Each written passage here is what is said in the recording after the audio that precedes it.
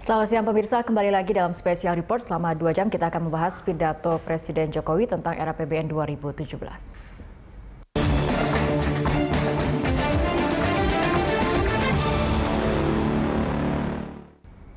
Presiden Joko Widodo akan menyampaikan RAPBN 2017 dan nota keuangan di Kompleks Parlemen DPR. Untuk mengetahui informasi terkini, kita akan segera bergabung dengan reporter Tezar Aditya dan juru kamera Amin Subarkah. Tezar, bagaimana persiapan di Kompleks Parlemen jelang pidato Presiden mengenai nota keuangan dan juga RAPBN 2017? Ya, Fitri Megantara, memang dapat kami laporkan ini suasana terkini dari gedung DPR, dari ruang rapat paripurna 1, di mana memang satu persatu kemudian anggota DPR sudah hadir di ruang paripurna ini. Kemudian juga kami tadi pantau di sini juga menteri dari Kabinet Kerja juga sudah mulai berdatangan kembali ke ruangan untuk melanjutkan kembali jadwal yang ketiga, yakni adalah sidang paripurna DPR. Setelah tadi pagi ini sudah ada sidang tahunan MPR, kemudian juga sidang bersama antara DPR dan juga DPD 2016, di mana tadi juga Presiden Joko Widodo sudah menyampaikan dua pidato. Yang pertama adalah pidato mengenai capaian pemerintahannya dan juga lembaga-lembaga pemerintahan pada 1 tahun belakangan. Kemudian pada pidato kedua tadi Presiden Joko Widodo menyampaikan mengenai pidato kenegaraan dan juga tantangan yang dihadapi oleh bangsa Indonesia dan juga solusi dan juga program yang nantinya akan dilakukan dalam 1 tahun ke depan. Sementara itu memang dalam rapat paripurna ketiga ini nantinya Presiden Joko Widodo juga rencananya akan menyampaikan seperti biasa pada tahun-tahun sebelumnya. Ini rapat ketiga pada sidang paripurna yang merupakan pembukaan sidang paripurna masa sidang tahun ini, yang berarti bahwa ke depan ini diulang lagi masa sidang pertama ini. Presiden Joko Widodo nanti akan menyampaikan rancangan APBN 2017, kemudian juga nota keuangan, yang mana seperti kita tahu bahwa Banggar dan juga pemerintah sebenarnya sudah merancang RAPBN 2017 pada Juli mendatang. Seperti kita tahu juga bahwa asumsi makro yang saat ini sudah diterima oleh para media yang sudah disepakati oleh pemerintah dan juga oleh DPR, yakni antara lain adalah target pertumbuhan pada tahun 2017 ini diasumsikan mencapai 5,2 hingga 5,6, kemudian juga inflasi sebesar 3 hingga 5%.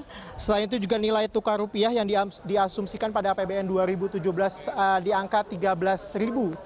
Namun sekali lagi, Rara, bahwa nanti angka fiksnya ini akan dilaporkan langsung oleh Presiden Joko Widodo pada pidato RAPBN dan juga nota keuangannya yang nanti akan kita saksikan bersama-sama setelah ini.